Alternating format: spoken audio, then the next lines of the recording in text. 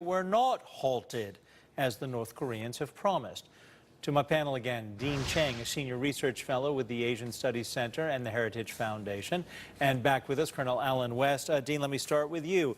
How do the North Koreans expect the United States to take them seriously when we know they haven't halted the programs they said they would, and they say drop sanctions? That's not going to happen.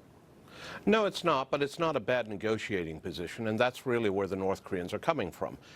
Basically, they are trying to leverage something for any concession that they give. So they say, okay, we've now given back 55 sets of remains. Rather than viewing this as the act of a civilized country, they view that as a bargaining chip. They want us to give them something before they'll go to the next step of denuclearization.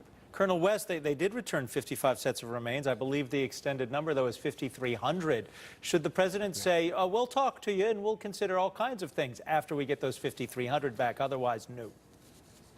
No, I don't think we should extend any concessions to North Korea. We need to operate from a position of the moral high ground against North Korea. If you were to look at this as a faucet, they barely turned the faucet on. It's a couple of drips that have come out. We're nowhere near having a full capability of the water flowing.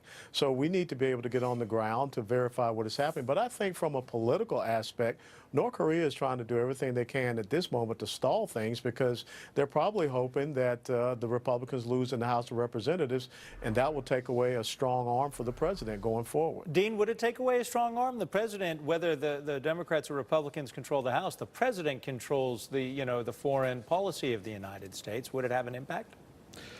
Probably not, but that doesn't mean, again, the North Koreans aren't going to try. And I think it's interesting that right now the North Korean foreign minister is visiting Iran. So again, just as there are folks from the previous administration trying to talk Europe into upholding the JCPOA, it wouldn't surprise me if they look at that and say, hey, maybe we can get some of that action in support of us, too. So how should we respond to the North Koreans and this, drop the sanctions? What is an appropriate response from our position? I think that one of the most important things we could be doing would be to pressure the Chinese and the Russians to make sure they don't backslide on the maximum pressure effort. Colonel West, when I hear Dean say the Chinese and the Russians pressure the North Koreans, we're not exactly best buds right now with the Chinese with this potential trade tiff escalating, and with the Russians, I don't even know where to begin. Would that be realistic to go to them and say pressure the North Koreans? No, I don't think it would be realistic to do that. As a matter of fact, if you want to talk about collusion, you just said that there's representation from North Korea going to speak with Iran, and we know that Russia is in bed with Iran in the Middle East. So we're looking at those Axis powers, if you want to put it that way, all working toward a singular goal. So I think the most important thing is to continue to economically and diplomatically isolate North Korea. And again, we should look at maybe reinstating some of those military exercises to show that we will maintain a state of readiness. Dean, how would the North Koreans react if we did reinstate the exercises that the president called off?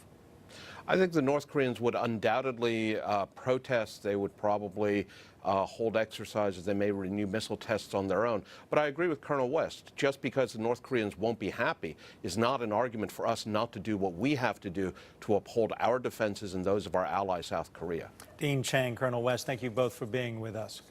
My pleasure. Thank you for having us. Next, the stakes are high and rising for both parties in the special election tomorrow in Ohio. We're going